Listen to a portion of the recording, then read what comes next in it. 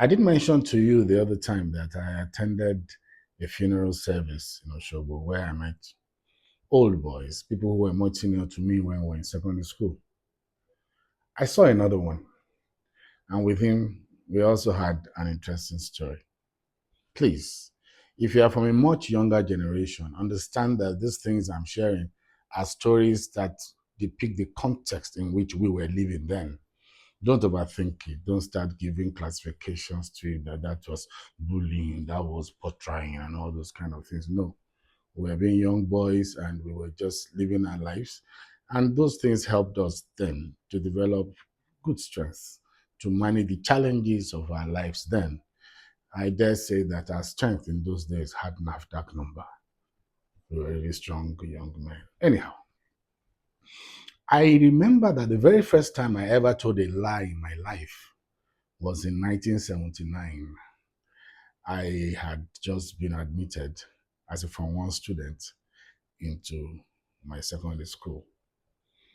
And innocently, some senior students will come to you and say, um, give me sardine. You just go into your locker, open it, and give out the sardine. And he'll say that you have so many things in your locker. And some other greedy ones will say, come on, this boy, bring your key. I give them your key. And he opens your locker and starts taking sardine milk. And in no time, your whole stuff will be depleted just because anytime anybody asks you for stuff, you will just speak the truth. Then I was crying one day and one other student saw me. Say, why are you crying? And I said, listen, they just keep taking my things. I had just come in from Hillcrest, so I was a bit of an ajebo. They just keep taking my things and I don't know what to do. He said, how do they know you have those things? I said, they ask me and I tell them. And the young man smiled and said, yeah, for one student, right? I said, yes. Oh, you need to learn. You don't always speak the truth if you want to survive in this place. So the next time somebody asked me for the key to my locker, the very first lie I ever told in my life that I remember is I lied that I could not find my keys. And I realized it worked. Because once I told him I couldn't find the keys to my locker, he just moved on. And I then started practicing other forms of lies to be able to survive in that environment. But a particular senior student who was quite astute at the way we used to survive always tried to break those lies. Each time I said I couldn't find my keys, he would hide somewhere occasionally and catch me sneaking into my locker to go and get something to eat.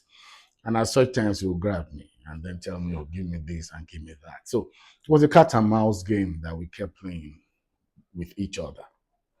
But then he moved further and started asking me for money. Anytime he knew that we had visiting day and maybe some parents would have come and they may give you some money, he started asking me to give him money. And I said, no, I didn't have money. I said, Ogunsby, you don't have money. And I see you eating bread. You don't have money. I see you eating chin chin. And I kept saying, no, my child, that's how we call our seniors. It's not my money. I mean, friends just give me these things. And smart man that he was, he kept watching me, but I had grown smarter. So it was a bit difficult to pin me down. One Saturday, I washed all my clothes. When I say all, I meant all my clothes, and only had with me what I had on me. I washed everything, school uniform, private clothes, and put them out to dry. And of course, pronto escaped from the hostel. I went on to play with my friends. And like all normal students, came back in the evening to pick my clothes off the rack so I could prepare to wear them to school for the next week. And lo and behold, I couldn't find all my clothes, as in all.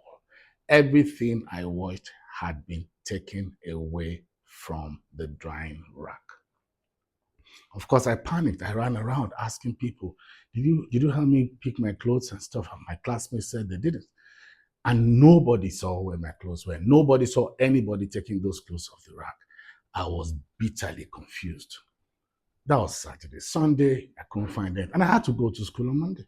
So What it then meant was that I had to be borrowing clothes from people to be able to go to school and come back. I was really distressed.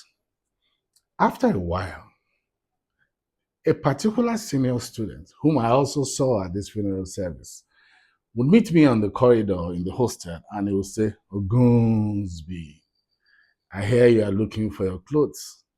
I said, yes, my dear. I'm looking for my clothes. Then he'll smile wryly and say, small change can get those clothes to come out of their hiding. So that meant succinctly, he had made me realize he knew where my clothes were. What he was asking for, I couldn't provide the amount he was asking for. And so occasionally, in those subtle ways, we started negotiating whether I could pay a little bit less and all that. But at a point, it became an ego war. I felt slighted. I felt cheated. That why would you take my clothes off the rack? See that I'm suffering. I'm going to school borrowing clothes from other students. And here you are just asking me for money.